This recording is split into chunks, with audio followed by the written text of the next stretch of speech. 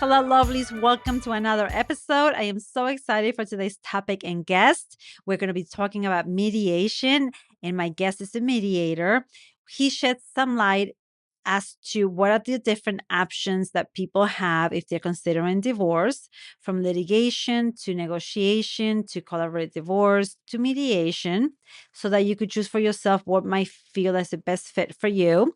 We also talk about misconceptions about mediation, what a good mediation process looks like, the difference between an experienced and good mediator versus one that's not so experienced, what the process might look like, how Glenn does it, what his process is like, and also what are some different ways to break impasses and different ways to deal with power imbalances. It is a super interview and conversation. We also highlight what a good, beautiful, successful mediation process looks like at the end of the day. Stay tuned. You're in for a treat. Let me read you his bio and then we'll say hello to Glenn. Glenn Dornfeld is a mediator, trainer, mentor, and family divorce attorney with a solo mediation and legal practice in Manhattan. Almost all of his cases are divorce mediations. He also handles matrimonial negotiations but does not litigate. He is frequently asked to teach and coach mediators in various settings and has presented multiple times at both the Bar Association of the City of New York and the courthouse of the Supreme Court of the County of New York. Glenn is a past president of both the New York State Council on Divorce Mediation and the Family and Divorce Mediation Council of Greater New York, and he is on those councils' Joint Ethics Committee.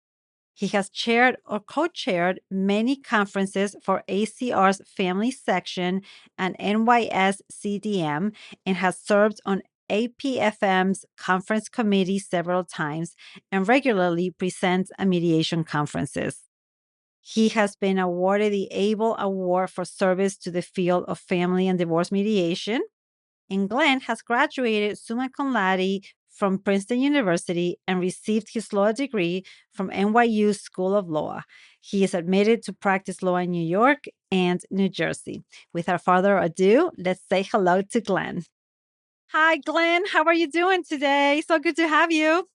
It's great to be here, Emma. Thank you so much. I'm doing great. I hope you're doing great too. I am. Thank you so much. I'm so looking forward to this conversation.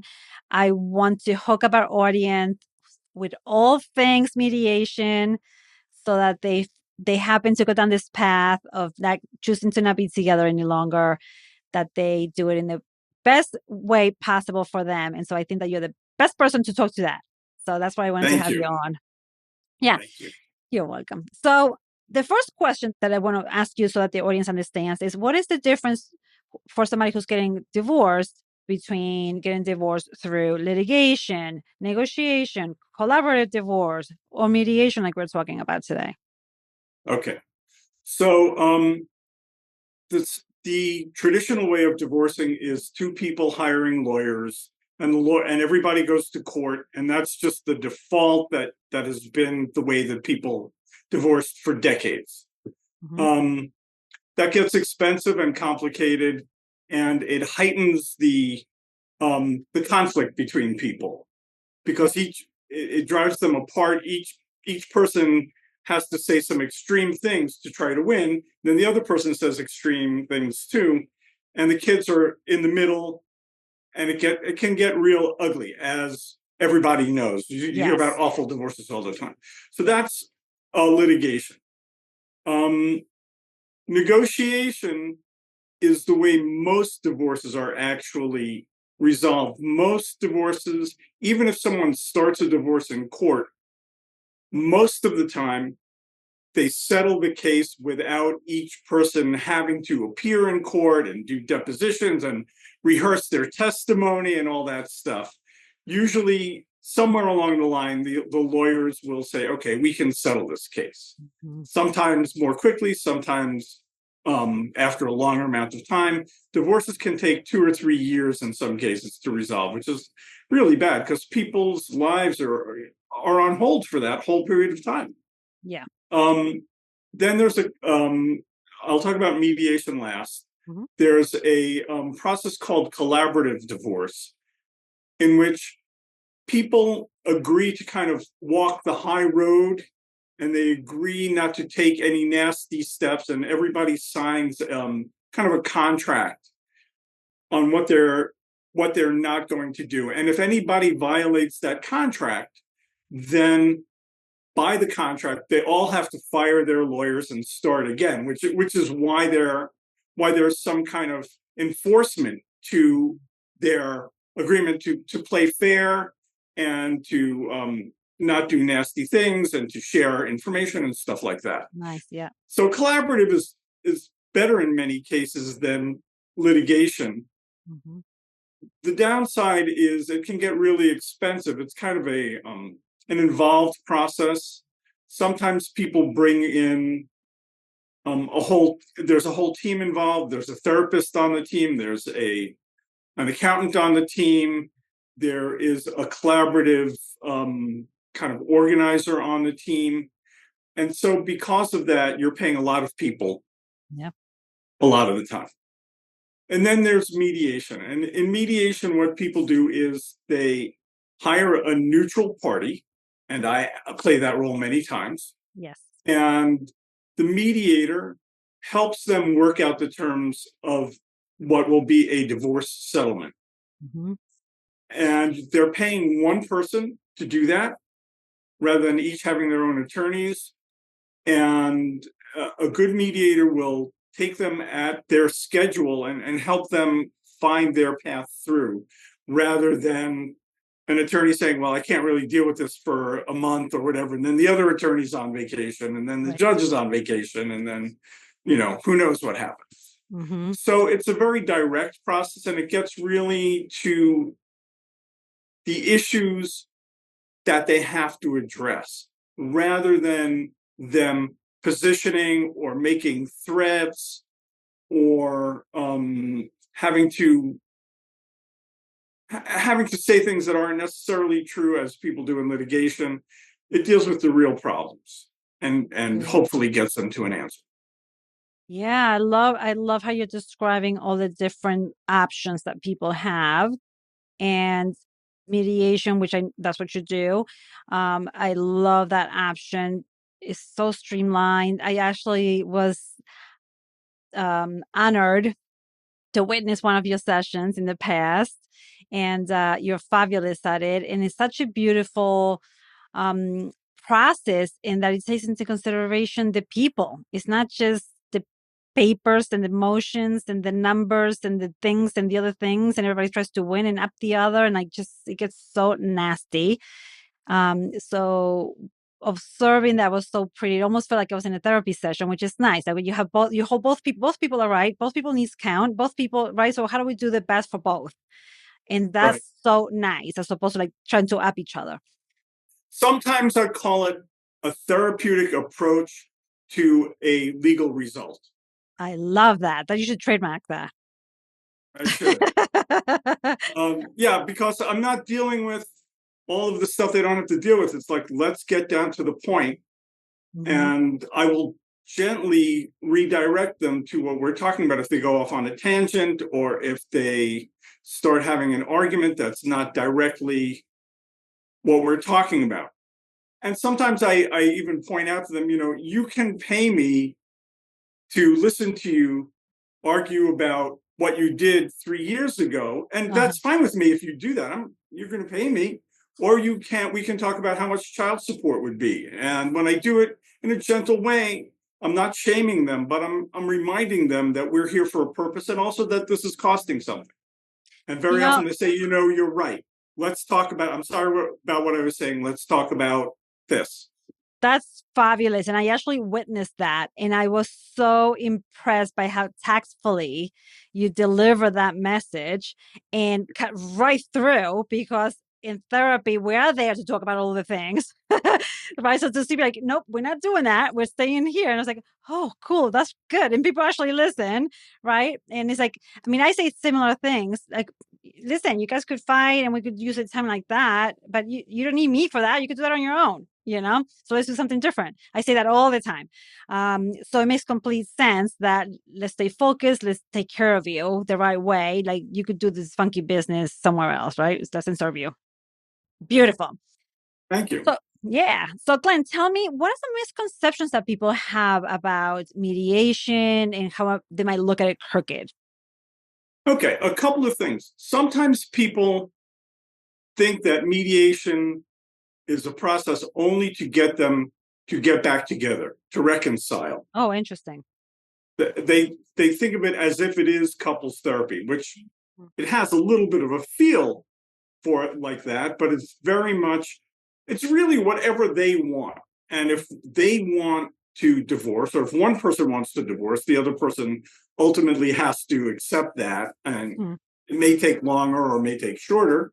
Yeah, Um, but if I'm going to help them get divorced, then that's what we're there for. So it's not a reconciliation process. very good. Another misconception people often have is that they have to be friendly. They have to, mediation is only for people where they're agreeable and there are no arguments and they're on the same page. And I'm happy to take cases like that, of course, but it's not really where I prove myself. It's not really where I give people value. It's kind of, I think of it like being a dentist. Like if all I did was cleanings, I wouldn't, I'm not working hard to be a dentist. I'm not keeping in practice. But if people Nice. come in and they need a root canal and they have 6 cavities that I have to drill in one day, that's where I'm showing my value as a dentist. And so as a mediator, I mean, I've worked with people where they threw books at each other in the middle of a session. I worked with people where I had to pull the man off of the woman. They were sitting on a couch next to each other, and he all of a sudden was strangling her. I had to Oh, pull geez. him, Wow. and it's all good. I mean, I'm not happy Yeah. that he reacted that way, but Mm. they certainly don't have to be friendly with each other. And obviously, if there's a divorce, in many situations, one of them is going to be angry. And so, and it's fine. I take what comes in and I help them where they are. I meet my clients where they are. That's terrific. So I really appreciate that second one because I think that that's a real misconception, and I think I'm a little at fault of buying into that one myself. That is for a mediation process to work well, or I wouldn't necessarily recommend it for people who are being like really nutty. That they're being so nutty, how and I use that word so lightly, right? So no insult to Yeah, anybody. Coming from a therapist, people are nutty. right. But yeah, people could go get out there, right? And so it's hard to think that that couple could benefit from mediation, and maybe the two out there couples might not benefit from this, and maybe you could talk to that. But I appreciate the point that you don't have to be so friendly for this to work. You could still have animosity, you could still have anger, you could still have things going on. You're going through a divorce, you're going to have stuff. You could still benefit from this process. So I appreciate that. They Um, have a common interest in, if the heat is high between them, they have a common interest in getting done. yes. They, even though they might hope that the other something bad happens to the other person at this time, and hopefully they get past that eventually. Yeah. They both want to. Their lives are awful at this point. They both want to move through it, and so I can say, okay, I know that you're furious because the other one had an affair or whatever, you want to get divorced, so let's get you divorced. So Hmm. let's talk about who's going to have the kids when, because you need to do that to get divorced. Hmm. Sometimes I don't do this often, but sometimes people can't even be working with me at the same time. And so I'll do what's called shuttle mediation. I'll meet with one of them, Hmm. then the other. It's a little bit less direct, a little bit less efficient, but sometimes that's the only way that they can cooperate in the Yes. process. And so I'm taking the meat of what they're saying and I'm taking out like all the emotional content. Like the person might say, he's a son of a bitch and he did this to me, and that's why I want $1 million. And so I will talk to the other person and say, okay, they want $1 million. Right. And You deliver a clean the yeah, request. right, exactly. And so it cuts that out and they can respond to it. And the other person might say, I can't believe they're asking for that kind of money because they did this and this to me. I'll give them 750. So then I go to the first person and I say, okay, he said 750,000. Mhm. And so I'm cutting out all of the stuff that makes it All the harder for noise. them. Anyway, so Yeah.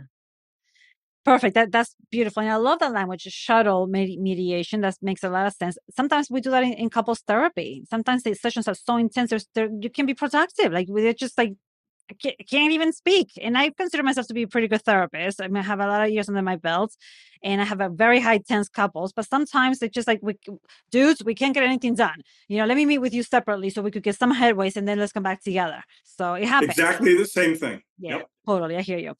Beautiful. So are there particular couples that shouldn't go to mediation? You're just like, I don't know if I'm your person, or that the mediation process wouldn't necessarily serve them.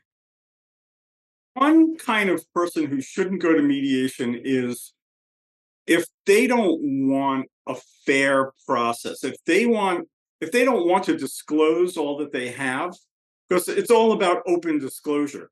Yeah. If they want to try to get away with something, they shouldn't go to mediation. If they want to punish their spouse for whatever reason, they shouldn't go to mediation because that's just not what the process is. Excellent. If they're not entering in good faith, they should not go to mediation. Right. But I work with people who have attorneys all the time, and I always encourage them to consult with attorneys as they need to throughout the process. So even if people have tons of money or have lots of legal questions, it's fine for them to come to mediation, and they can consult as they need to, and sometimes they bring their attorney into the session. That's fine with me, as long as the other person knows that they're going to as long as person B knows person A is bringing an attorney, person B might also want to bring their attorney. That's right. So, but yeah, if they're trying to just get over on the other person or get over on the system, if they don't want an honest or fair process, mediation is not for them. I love that distinction because then, yeah, you can still be angry, you can still be hurt, you can still be all the things, but you still want to do right by the other person. You still want to hold high standards, take the high road, do the right by your legacy of this marriage and your children and everything else. You don't want to be in court throwing your money away, spending a gazillion million years there, right? So if you want to do it the right way, then you do it nicely like this. But if you, like you're saying, if you just want to fight to win because the other person's a jerk or whatever, an SOB, and you hate their guts, then this is potentially not right. If you're out for blood, then this is not the process. Very nice, right? So you could be angry and upset, but as long as you still want a fair process, you can hold your feelings. It's not about that. Terrific. Yeah. Awesome. So can you share a little bit about then what the process looks like? How would you get the couple started? What should they expect from this process? What it kind of looks like so they have a feel for what to expect if they were to engage in something like this? Sure. Before my first session with a couple, I will send them a couple of documents so that they can prepare for the session. I don't want them to focus too much on having to do a lot of homework before a first session, because sometimes people freak out, or sometimes they'll spend 10, 15, 20 hours preparing. And a lot of the preparation will be wasted because we might not ever get to that. So at a first session, before a first session, I send them a couple of documents to help them prepare. And I try to put them at ease so that they can come in without freaking out. Good. At a first session, we're usually looking to kind of establish the guidelines. What are we going to do? Most of my couples will say at the first session, I'm really nervous. I've never done this before. Right. Most people say that. Right. And of course, most people have never divorced before, and they don't know that much about mediation. There are misleading depictions of mediation in the movies and on TV, and they don't know what to expect. Yeah. So I like to say that at the first session, we're looking at the forest, and then later on we'll look at the trees.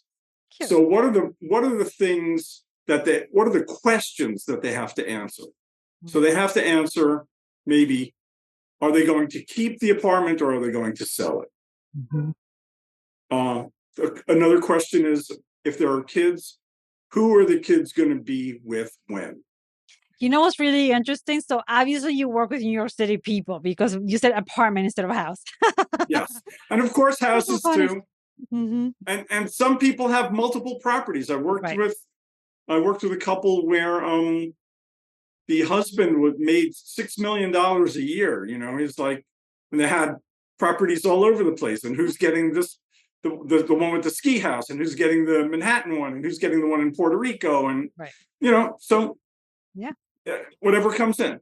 So Yeah. anyway, the first session, I'm kind of setting the guidelines and kind of collecting information from them to help structure the process for the next session and the session after that. Nice. So, okay, you're going to need to bring me your retirement statement so we can work on that the next session. Fine. Okay, good. We're not going to necessarily do it at a first session, but you'll share reports. And if you need my help, I'm happy to provide it. I encourage them to do as much as possible between them, Yes, good. if they can. Mhm. And some couples can get a lot of work done between them. Some couples can't do anything. And Mhm. some couples can deal with certain issues and not other issues. Love Like they can this. deal with the kids, but not the money. Or they can work out the residence, but not child support.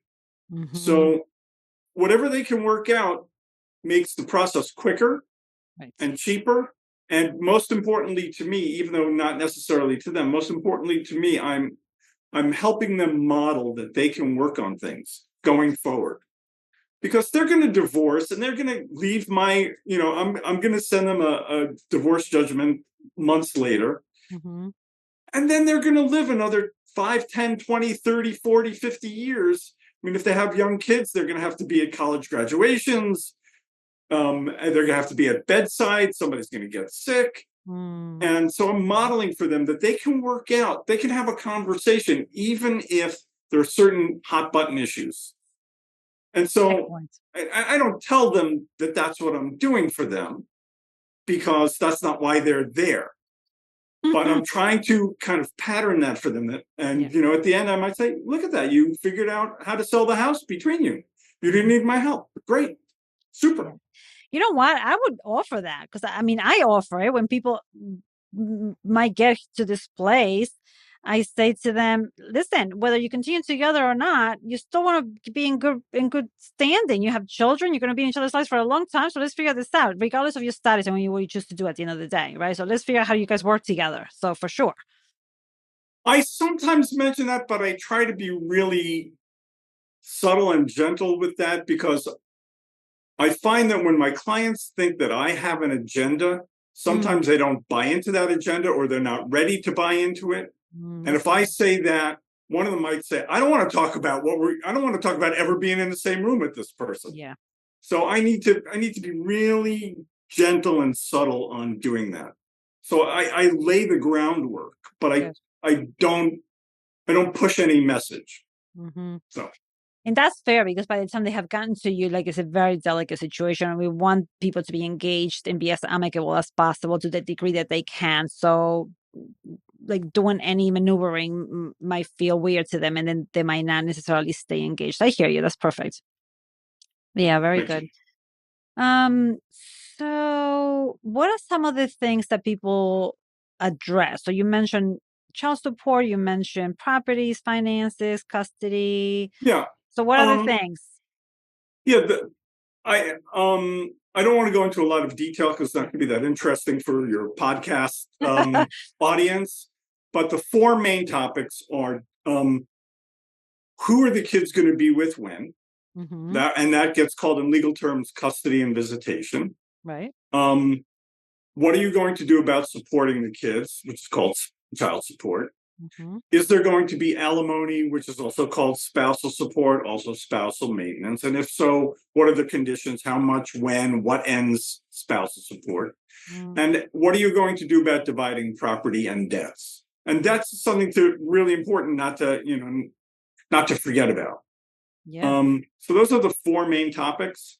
And then there are smaller ones that kind of run through those. There's like insurance.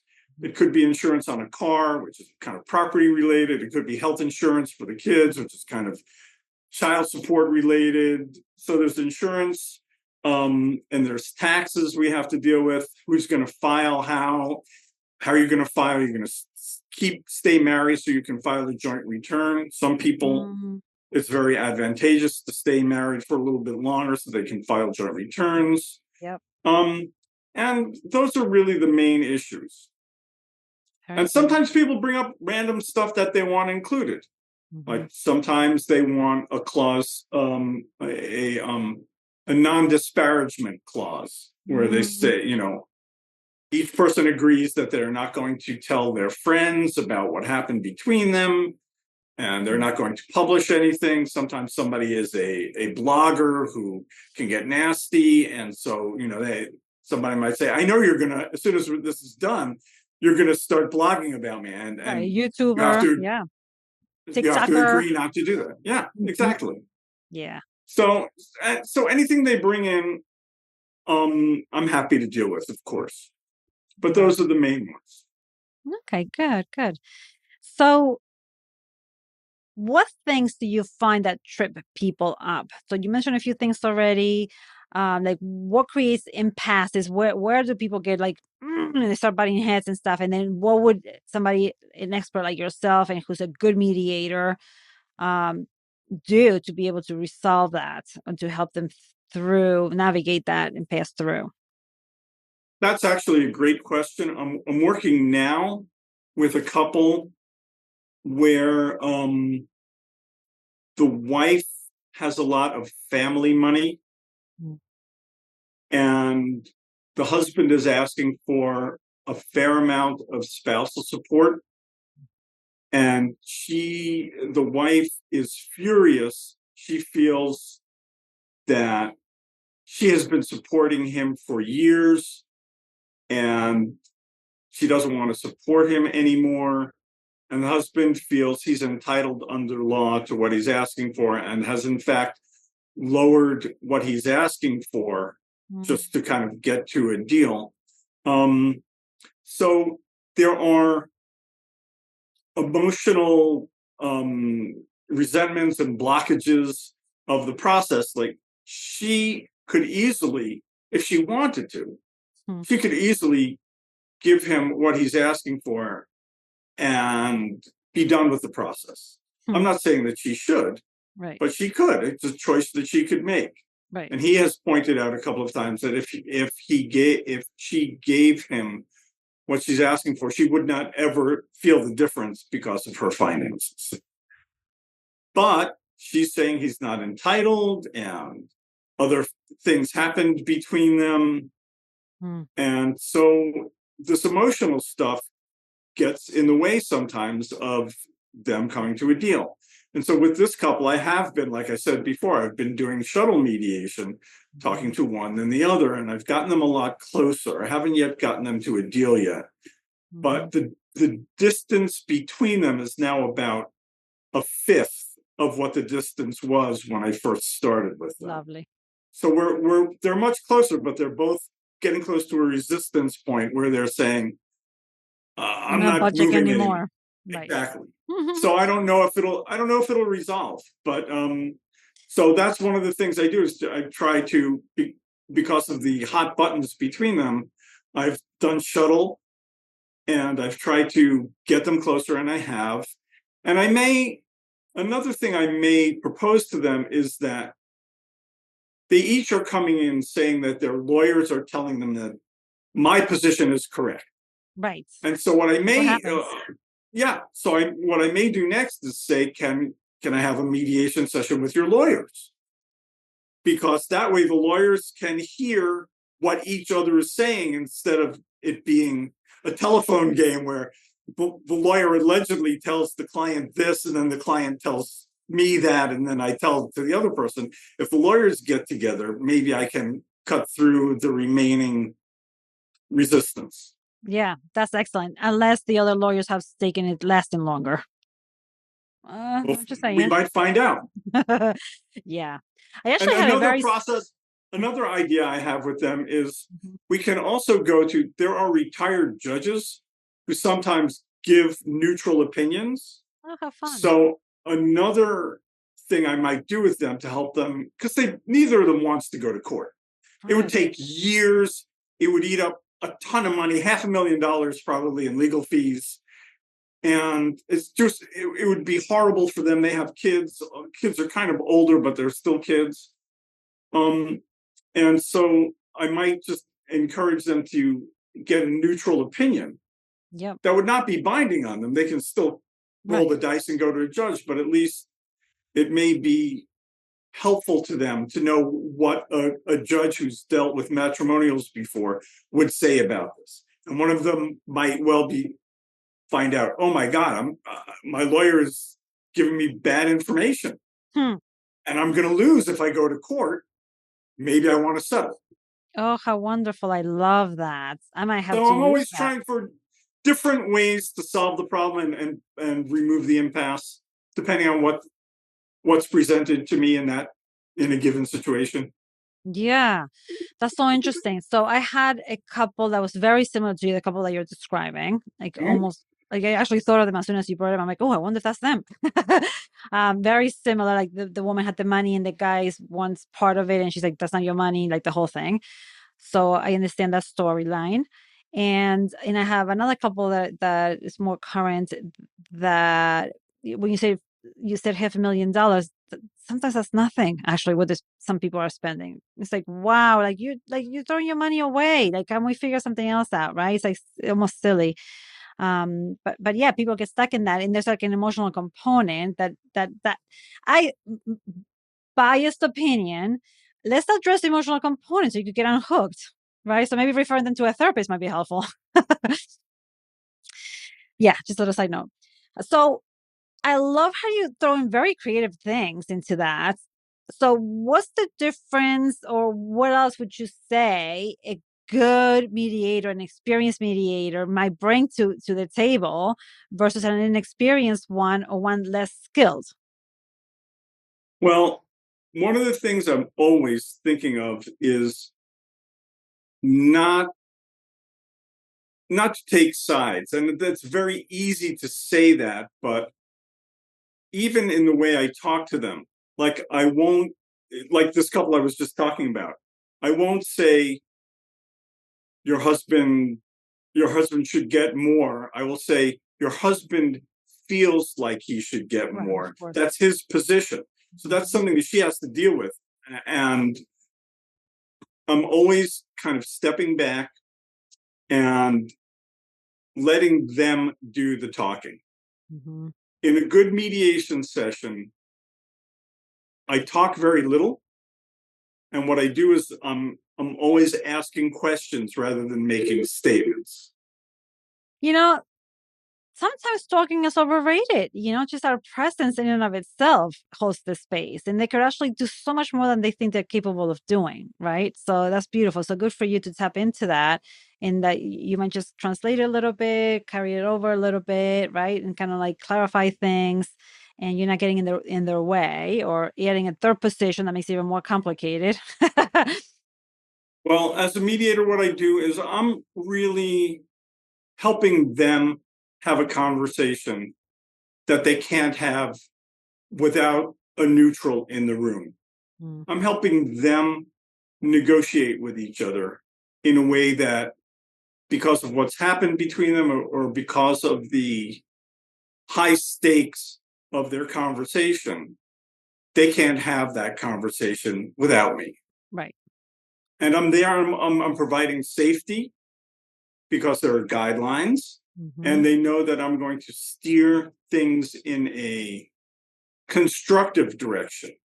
Not necessarily that it's going to be something that they will like hearing, but I'm going to help keep them on point Right. and steer them towards their goal. Right. Very, very nice. So I'm moderating their conversation and Lovely. keeping Very out some of the horrible stuff that sometimes comes in. good. Right. Keep it to yourselves. Very good. So, a list of skilled mediator, what might be some of the mistakes that they might make? They might argue with their clients. I've seen people do that. somebody says, they're not entitled to blah, blah, blah. Mm. And if somebody said that in a mediation session for a less skilled mediator, they might say, I think you're wrong. And last thing I want to do as a mediator is argue with my client. Right. So I might say, it's interesting that you're saying that. Do you want to explain to the other person why you're saying that and what your basis is for that? Excellent. Yeah. Sometimes they want my opinion. Mm-hmm. If they do, I will always get buy-in from both of them first. Like I might say, I have an idea as to something you might do. Do you want to hear it? Now, I know that it's very likely that they're both going to say yes. They're paying me for a service and they want my help. But if either of them says no, I just shut up. And then I'm mediating the process. Then the other person will say, why don't you want to hear what he has to say? We're paying him. He knows what he's doing. He's been great so far. Why can't we hear his idea? And so I wait, and the other person says, okay, fine, tell us your idea. And then I will tell them the idea, again, without advocating it. This is what you should do. Right.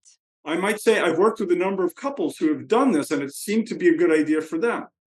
And I always also throw in that, your situation might be different. It might not be a good idea for you. But XYZ seems to have worked for a lot of people. Is that something you would be open to? And again, I'm really saying it softly so that they don't feel like I have an agenda. Because if one of them is going to like that idea, there's a good chance the other one's not going to like it. I understand this. Yes. Yes. This is black. No, it's white. This is 2 and 2 is 4. No, it's 6. And so I'm not going, if I buy into one person, the other person feels like I'm on to that person's side. Right. And so I soft pedal it and I ask them if they're open to an idea. And I don't tell them what to do. I ask them what they want to do. And so I spend a fair amount of time mediating the process. Okay, you want this to happen. How do you feel about that happening? You want to get the house appraised. How do you feel about that? No, you don't want to get the house appraised. Would you like to explain why not? I would never say you should get the house appraised, because then this person feels I'm their enemy. Right. It's really between them. And a lot of the time I feel like I'm a bullfighter, like the bull is coming at me and I have my cape and I'm standing out of the way. No, okay, this is your argument. It is not my argument. And I'm always thinking, I don't care what your settlement is. Right. Like this couple who I talked about a minute ago. If they settle where he gets all the money he's asking for and she gives it all up, I'm fine with that. If they settle it where he gets nothing or very little and he's okay with that, and I'm fine with that. I don't care. I have my own opinion as to what I think is a good result or the fair result or what might happen in court, but that's just my opinion. Whatever settles for them, if they both understand it, and they certainly will talk to lawyers, so they will have a legal basis and advice before they decide. That's fine with me. I'm disinterested in the sense of not caring. As long as I run a good process, that's what I'm interested in. Right. You're not attached in the outcome. Like the outcome is whatever they want the outcome to be. You're just helping facilitate an outcome so that they're both happy with what they landed in. Where they both land in the least of all the evils. Something that they could be okay with. Exactly. Yeah, very good. I love the way you're describing all of that. When you hear in passing in just regular conversations, like, oh, let's mediate that, or mediation, maybe not necessarily in this context, but usually when we think of mediation, of the middle ground, or maybe negotiating or compromising, like those kinds of words capture what you're saying in the way that you're describing it. Is like, that is true. mediation. So pretty, right? Like just really staying out of the way and presenting, okay, so what do you feel? What do you feel? What do you think? What do you think? What do you like? Why do you feel like that? What do you think about that? Like offering nothing so that they could just, you facilitate. That's the best way to describe it, right? So pretty so they don't get in their own ways and you just keep the path open. But one other thing I wanted to add, you asked before, um, what does a good mediator do? Yes. A good mediator is not afraid of silence. Mm. An inexperienced mediator, if there's 30 seconds of silence, and here, that's 5 seconds of silence. That already feels weird. But if there's 30 seconds or a minute of silence, many mediators will jump in feeling like, oh my God, what's happening? I let the silence do my work. One of Lovely. them is going to say something. Mm-hmm. And then they're having the conversation again. And then I love that. Yes, one of them will say something, and so then they re-engage on their own. So they're taking more charge of their own process. That's lovely. What I'm also loving about that is that it's so gentle and it allows for people to think and process. Right. So if we move too quick, like it's like you can't wrap your mind around what's being said. Things come up, you can't even process them. You can't hear, you have any reaction. Like all kinds of things happen when we are in an intense situation. And what you're suggesting is like you allow people to be with themselves, to like sit, to breathe through whatever's coming up for them if necessary, right? To like think about the facts. What does it mean? Did I hear that right? Like, does that make sense to me? Like, just it's okay to sit and be, like just take a second. It's okay. No, nobody's going anywhere. It's all good. And some people are very quick thinkers about emotional things, and some people they reach an overload very quickly, hundred and percent. they need time. And so being silent allows them to catch up. And Oh it's like, my gosh. Yes. That is so beautifully said. So to the listeners, please take stock of that, especially if you're a fast processor, because when you get impatient with your partner and you're looking for an answer, the answer is going to be no if you push. Right? Just very well said. let them think. They just need to kind of have a second, right? Sometimes they don't know what they're feeling. They can't access anything, and you keep coming at them. It makes it even worse, right? So this is definitely something that we practice in session as well through the therapy, couples therapy. Like the person that processes very quickly, that's more expressive, that's more emotional, take a chill pill, right? Do yourself a favor and allow your partner to show up. Like if you're all over, your partner can't show up, and then you complain that they can't show up, right? And we don't always take time to reflect. And sometimes good decision making is helped by a little bit of taking a breath and reflecting. Yeah, just getting in touch with, okay, what's happening inside me? What are my thoughts? What are my preferences, right? Does this actually align with my values? Did I lose sight of the things? Right? Just take a beat. So good. I love it. So we covered what's a good mediator. We covered what an experienced one might do. We covered some of the nice tricks that you have up your sleeves to break impasses. What about when people get stuck in like a power differential, like or a discrepancy, or what's the word that we're looking for? Imbalance. Like what Imbalance. right? So any thoughts about that? Like how does that get managed? Like what are some things that you suggest? Well, I'm I like to call those things out rather than having them be secret, or everybody knows but nobody's calling it out into the room. So I Mhm. might say, Bob, it seems like you wrote all the checks, you did all the accounts, and Louise, do you feel comfortable with this, the financial decisions we're making here? Mm, And I might make some suggestions. Like, for instance, she can talk to an accountant. There's a specialist called divorce financial planner. Sometimes we refer people to them because they focus on both before and after the divorce. How is somebody going to be okay? And so mhm, I would call that into the room. Um, I always encourage people to get legal advice if I think it will be helpful. I mean, sometimes I'm working with two people and one of them is an attorney, whether mm, they're a divorce attorney or not, one of them is mm. an attorney. and the other one has no idea. Yeah. I work with people where one of them is very volatile emotionally and the other is super calm, and that's a weird power imbalance too.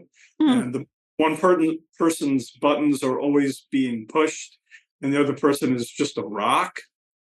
And so that's a weird one to mediate, but I've had that a number of times. Sure you And do. so I try to call it out into the room, and I see that it looks like you're getting a little bit of upset. Am I right about that? Do you need a break? Do you want to go get a glass of water? Do you want to come back in 15 minutes?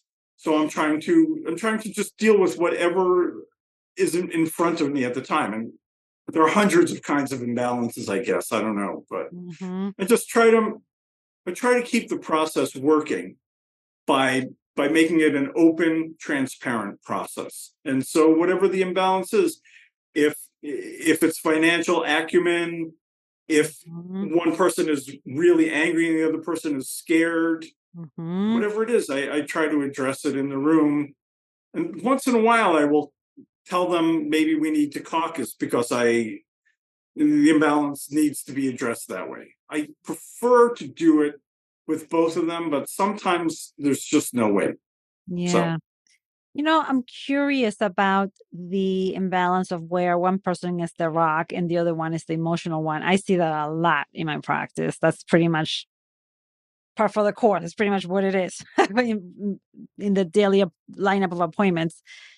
And so you said that you would address the emotionality of the person who's getting triggered and who's getting upset. D- Where would you say, from your perspective, is the power imbalance in that? Who holds the power? they hold the power, they each hold power in different ways.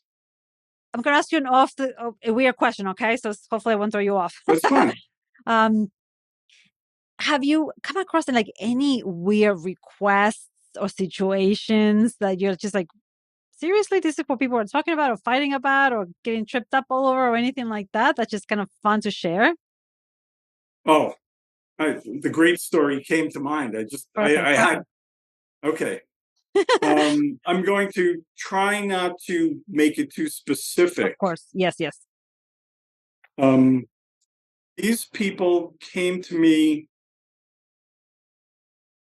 and early on in the mediation, they talked about what they had done to each other in past lives Mm. in 16th century France. Oh, are you kidding me? I love this. I'm not Wow. kidding. I'm not kidding. The interesting thing is, they both had that belief, That's so you know, cool. and for me, my attitude is it's not part of my experience, but I don't know that they're wrong. Hmm. And they seem to believe this, so I have to mediate this because this is what they believe. Wow, I And was not expecting this. This is like so funny. So, quick little side note before you continue your story.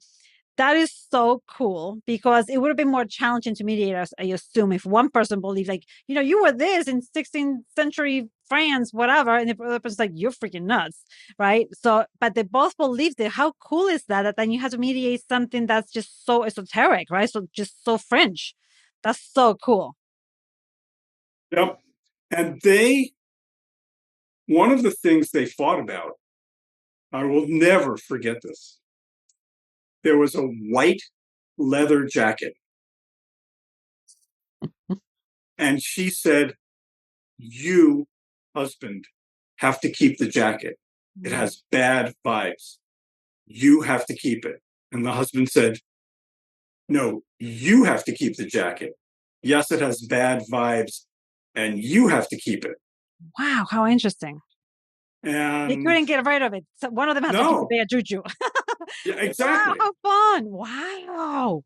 And it's like they couldn't get rid of it. They couldn't burn it. They couldn't throw it out. And people sometimes ask me, "Well, could they have given it to you?" I didn't want that Yeah. jacket.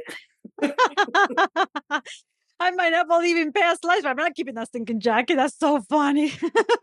So yeah, you take people where they are, and that's what I do. So, do you It's a mind good sharing what example. happened? What happened with that leather jacket? Do you remember? That one case did not did not end in mediation. Yeah. I think over 90% of my cases end in mediation, but that one did not. They were just there was too much going on. They also had a business together, Mm, and they wanted to continue to operate the business together even after mm, they divorced, and that made it really complicated. yeah, I bet. And then they went their own separate ways. This is probably I probably saw them 15 years ago or something like that. Mhm. So, but I will That's so always remember that one. Yeah, that's the fun one to keep in your pocket. Um, that's so interesting. So whether well, and before I called it French, so I don't want to I want to correct myself because some people might be insulted by that if that's part of their belief system. And I know that nowadays we're all expanding our levels of consciousness. We're all expanding our spirituality, our belief systems. We're getting a lot more. It, our belief systems are getting a lot larger in all the different ways, right? And so I've been embracing that myself. And so when I say that, it's definitely not a judgment for anybody who believes in all kinds of things that belong in this realm. So it was not a judgment; it was just kind of like an observation. I There just are want to people throw who that there are out people there. who believe that we are a computer program, that we're not real people. So that there are people we're in someone else's simulation. Yeah, I don't yeah, know that that's not true. I hope it's not true, but I don't know that that's not true. So yeah, yeah. anyway, Yeah, it's getting really funny. This is a completely different topic now, but just for kicks, this is so fun. There's so many different belief systems nowadays, and it's just fun to integrate them into like, okay, how does that fit into my whole scheme of things? And how do I integrate that into how I serve people if it serves them? Right. So sometimes some of this stuff is too woo woo for some people. And my clients might hear me say this all the time like, if this is too woo woo, ignore me. Right. So I just kind of preface it. And so I just share whatever makes sense to whatever comes to me to share, whatever makes sense for the moment. And they could always chuck it in the bucket that doesn't make sense. And so yeah, so just bringing in anything that just serves the conversation and the process. And if it doesn't serve, let us know. Let me know if you're my client. And right, not everything's gonna serve, and that's okay too. right. So it's a collaboration at the end of the day. We all co-create in that moment and that experience. We are here to serve them. So let us know how we can serve you best, and we'll do the best that we can, right? Exactly. Yeah, very good. Lovely. So this leads me to possibly our last question together, which is what would be the description of a highly successful mediation process at the end of the day? One that you're like, ooh, bow on top of that one. Well, as I said before, where they come in, I ask them what they'd like to talk about, and they have a conversation. I'm gently guiding them, but saying very little, Mm-hmm. and they're having a back and forth. And one person says, well, I don't want to do this. I know you want me to do that, but I don't want to do that, but I will do this. And the other Perfect. person Right. says, well, if you do that, then I will do this other thing for you, or I'll, since Nice. you're willing to give on that, and they're having a conversation again that I don't think that they would be able to have easily without the structure of the mediation process. And we move them forward, and I'm gently, of course, I'm taking notes so that nothing gets forgotten or left. Mhm. And then at the end of the process, at the end of that session or at the end of the process, they're in agreement. That And makes I'm sense. clear with them that um, once mediation is complete, I will get rid of all my notes, Hmm. and we'll work, and I keep the notes, but they're free to change their minds two, three, four, five times until we have a deal. Yeah, So 100%. Very good. Thank you for that. Cool. sure. So, that's so pretty. So you said so we have a deal, and you said after the first session or after several meetings. So how long does the process usually take? Um, Number of sessions in length of time. So I don't know if that clarification sure. adds. I usually meet with people from an hour to an hour and a half long. these days I'm doing all my sessions on Zoom. Mhm. And so it's harder for people to focus as long on Zoom as it used to be for them to be in the same room together. Hmm. So it feels like an hour and a half is a good stopping point. I mean, if we're in the middle of something and we want to go an extra 5 minutes just to figure that out, of course I'll do that. Yeah, yeah. Usually my mediations are quick. I hear mediators say that their usual mediations are 10 hours, 12 hours. My Wow. mediations are like 4 to 6 hours. I'm kind of a cut to the chase kind of guy, and I Mhm. kind of help them figure out what they're not talking about and what they are talking about. Excellent. I feel like I'm giving them good value by doing that, and they're going to be happy clients. Lovely, very nice. And so for 4 to 6 sessions over what period of Four or time? 6 hours, not That's four or what I meant. six That's sessions. So like right, three sessions, maybe 4 sessions. right. And over how long? Well, it depends on their situations. I'm going to say with answer a lot of your questions because everybody's different. Um, Yeah. Sometimes people need downtime between sessions. Mhm. Sometimes, like about to hit summer now, and one person or the other will be traveling a lot, so it might be a month before we meet again. Right, right. On the other hand, sometimes there's a hot issue like their house is being foreclosed on. We need to meet 3 times this week to work Gotcha. out a settlement and a short sale or whatever. So Mhm. it's really up to them. Sometimes they need to gather some information, like if they need to get documents and they have kids and they can't do it at night and they have a job, Right. it takes longer. Yeah, yeah. So it's really up to them how frequently we meet. But it's common for me to meet with people once every week or once every other week. So So so we like can about get 3 months about. yeah, that's About probably on the long side. Mhm. Yeah, probably Really? I would say a month to 2 months. Usually, most of my mediations are concluded, Hmm. and then Amazing. I'll draft an agreement. I'll send it to them, Mhm. and we'll go through it by a three-way call or a Zoom, so they understand it. And then, if they're ready to sign, they can sign. If not, we can discuss it more. They can go to attorneys and Right. have the attorneys advise them: is this a good deal or not? Right, right. And now you've said go to attorneys a few times during this call. And just for clarification for the audience, you are an attorney as well. So you're knowledgeable in the law. You're just saying their own attorneys. Right. Right, I will give them legal information, right. but I can't give them legal advice. So I can tell them, for instance, what is the expected amount of child support if people are making this amount and they have 2 kids. I can tell them that's an information question. Gotcha, gotcha. um if one of them wants more or wants to pay less, I can't advise them whether that they should accept that deal or not. That's advice, not information. And that might go into, well, what else are they doing? They want to this person wants to pay less, but they're giving you the house, including $500,000 in equity for free as part of the deal. Okay, Right. that's something you need advice about, and I won't give that advice because it's not an information question. Gotcha. Interesting. Right. So you just clarify all the information and they could take that and realize, okay, how do I use that to best suit me and make choices? Very nice. Okay, lovely. Thank you for that distinction. That's great. Thank All you. right, my love. Any other last minute thoughts that you want to share with the audience? Any takeaways? Any parting words? I just wanted to say that the way I do mediation is very easy to try it. I charge on a session by session basis, so you don't have money tied into the process. Hmm.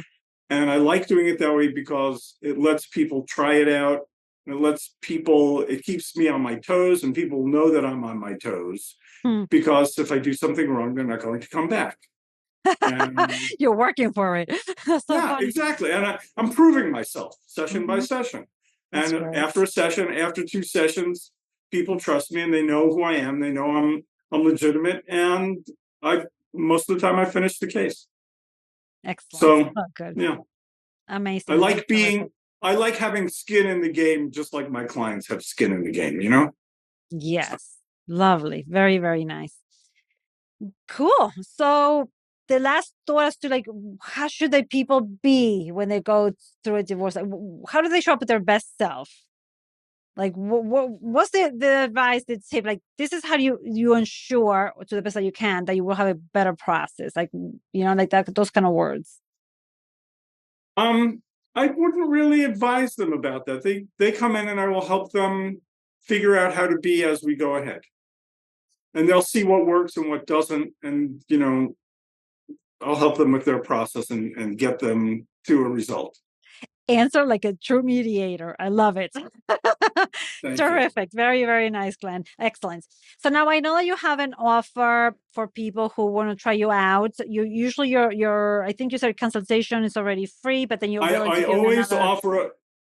offer a free consultation for anybody who's thinking about working with me. Mm-hmm. But if anybody after seeing this, hearing this podcast or seeing this recording comes to me from that, I will give them the second hour of my services entirely free.